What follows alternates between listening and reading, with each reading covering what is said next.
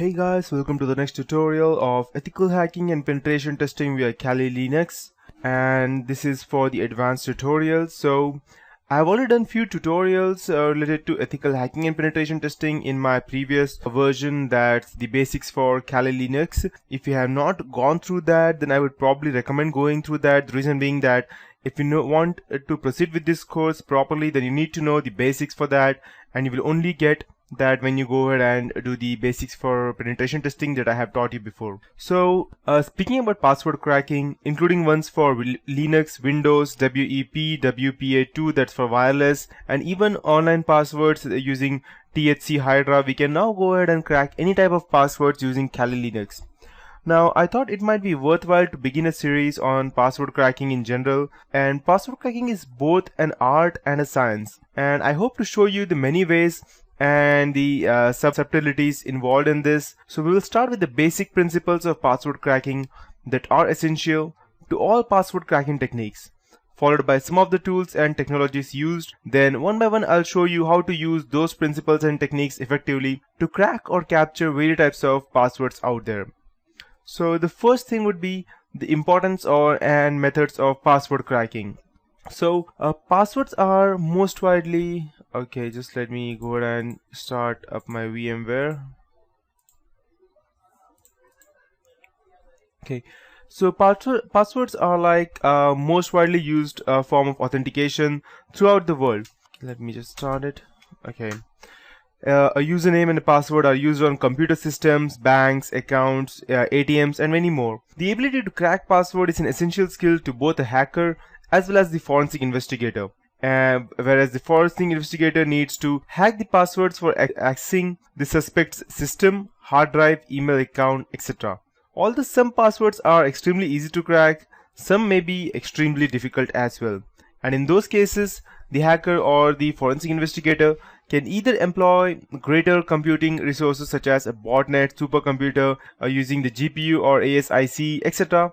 or they can look to obtain the passwords in other ways. And these ways might include insecure storage. In addition, sometimes you don't need a password to access the password protected resources. For instance, let's say for example, if you go ahead and replay a cookie, session ID, Kerberos ticket, and authenticated session, or other resources that authenticates the user after the password authentication, you can access the password protected resource without ever knowing the password. So if you want me to make this more clear, let me give you an example for that. I'll just go ahead and open the Facebook web page.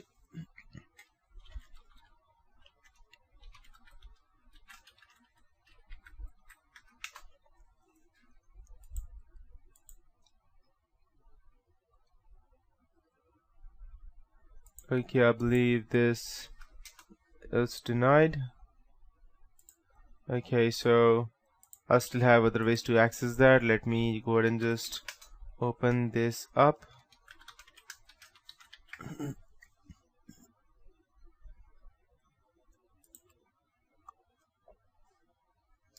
me check if I could go ahead and access that.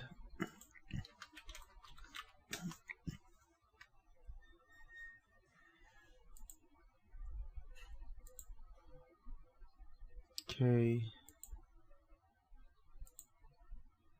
let's check.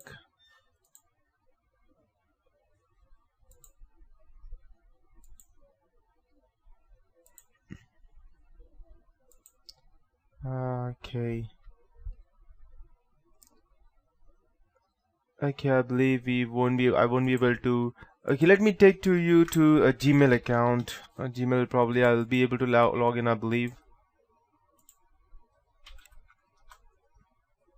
Okay, perfect. So I'll go ahead and show you a few different ways. The first thing would be actually going ahead and hacking the password, and it can be through like using the keylogger or keystroke login. The second thing would be to actually go ahead and get the hash keys and convert that the MD5 or SHA5 or whichever it is the format is. Or we could actually go ahead and trick the user by using social engineering, or there's another way of cookie hijacking or cookie stealing. And cookie stealing means that, let's say for example, if I go ahead and access my Gmail account for once, after that I don't actually log out Or let's say for example I log out, but over here when I am logging in, it will ask me to save the password, and I will save the password. So whenever next time I'm trying to log in, it will automatically go ahead and show me the passwords. So getting those cookies over the internet without me accessing this computer is called as cookie hijacking or cookie stealing. So as I told, there are different ways to actually go ahead and do that. So sometimes these attacks can be much easier than cracking a complex and a long password. I will do a few tutorials on actually how we can go ahead and crack these passwords on various replay attacks in the near future. And look out specifically for my upcoming tutorial on stealing the Facebook cookie to access someone's Facebook account. You can do that as well. Not only Facebook, but also Gmail and Yahoo or any kind of other accounts. It doesn't matter which exactly, until unless they are, let's say, they're actually accessing their account over the internet. So let's start with the basics. The first thing would be the password storage. In general, passwords are not stored in clear text. As a rule, passwords are stored as hashes. Hashes are one-way encryption that are unique for a given input, and these systems often use MD5 or SHA-1 to hash the passwords. So I'll just go ahead and show you as to how it exactly looks like.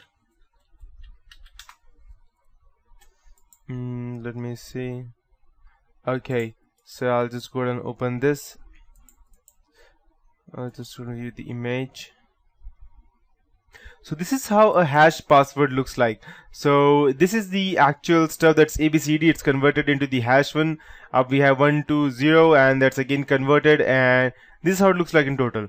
So it's just a one-way encryption. It cannot be decrypted back, but there are still ways that we can go ahead and try to do something else. So in Windows operating system, passwords on the local system are stored in the SAM file, while Linux stores them in /etc/shadow file. So these files are accessible only by someone with the root or the system admin privileges. In both cases, you can use a service or file that has root or system admin privileges to grab the password. For let's say for example DLL injection with samdum.dll in Windows. And actually, if you go ahead and look at my previous tutorials, I have shown you different ways as to how we can go ahead and gather access to a victim's PC and then go ahead and manipulate that. And by doing that, you can also go ahead and gather the samdum.dll in Windows. And as of Linux, I'll just go ahead and show you exactly where the password is. File system, etc, and this shadow. This is the one. So this is exactly how it looks like, and the passwords are stored over here, and I believe these are the hash keys for my passwords. So I won't be actually going around and doing something to that, because if I did, I won't be able to log in myself. So there are different types of attacks to proceed with. First of all, so the first type of attack is a dictionary attack. A dictionary attack is the simplest and the fastest password cracking attack. To put it simply, it just runs through a dictionary of words, trying each one of them to see if they work. Although such an approach would seem impractical to do manually, but computers can do this very fast and run through millions of words in just a few hours. And millions is more than enough, and this should usually be your first approach to attacking any password, and in some cases it can prove successful in just a few minutes, because normally people always keep their passwords very easy. Let's say for example root@123 or admin@123, admin +123, admin #123, or these are the different types of attack, or password@123, and when I say password, the A will be replaced by @ and S will be replaced by the $, and O will be replaced by zeros, something like that. And these passwords are very easy to crack, even if you think that they are not. And that's how dictionary attack works like. And after that, we have the rainbow table. Most modern systems now store passwords in hash. This means that even if you can get to the area or the file that stores the password, what you get is an encrypted password, as I showed you just now over there in the etc shadow file. One approach to cracking this encryption is to take the dictionary file and hash each word and compare it to the hashed password. This is very time and CPU consuming or intensive. A faster approach is to take a table with all the words in the dictionary already hashed and compare the hash from the password file to your list of hashes. If there is a match, you know the password then. And after that, we have the brute force method. Brute force method is the most time consuming approach to password cracking. It should always be your last resort. Brute force password cracking attempts. It attempts all possibilities of all the letters, numbers, special characters. This might be combined for a password and it will attempt them. As you might expect, the more computing horsepower you have, the more successful you will be with this approach. So normally people don't use this, or they rarely use this. That's what I can say. After that, we have the hybrid. A hybrid password attack is one that uses a combination of dictionary words with special characters, numbers, etc. Often these hybrid attacks use a combination of dictionary words with numbers appending and prepending them, and replacing letters with numbers and special characters. As I told you before about the password, $$W0RD123, something like that. And that's what a hybrid attack is. And there are also commonly used passwords. So as much as we think each of us is unique, and we do show some common patterns of behavior within our species, that's humans. One of these patterns is the words we choose for passwords. There are a number of word lists that have been compiled of common password. In recent years, many systems have been cracked and passwords captured from millions of users have been destroyed and displayed to the whole public. By using these already captured passwords, you are likely to find at least a few on the network that you're trying to hack. So, and that would be it for this tutorial, guys, because that's how exactly these are the different ways as to how we can go ahead and crack these passwords. In the next tutorial, I'll be continuing with the password cracking strategy and the softwares that we would be using to actually go ahead and hack into some specific systems.